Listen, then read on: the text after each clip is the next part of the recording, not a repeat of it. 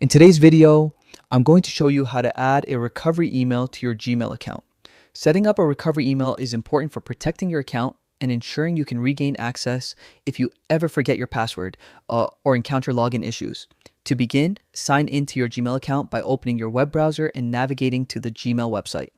Once you're logged in, head to the top right corner of the screen and click your profile icon. This icon may display your photo or initials if no picture is assigned. When the menu appears, select Manage your Google account.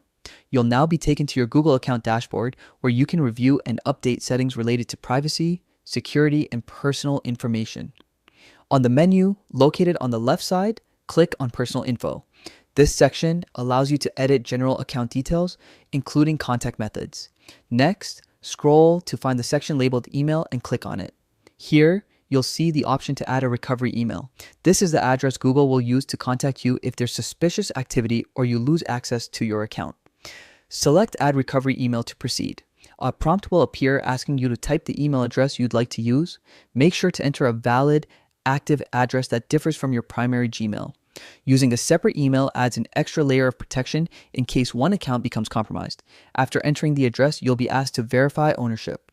To complete this step, open the inbox of the email you just added and look for a verification message from Google. Inside that email, click the verification link to confirm that the address belongs to you.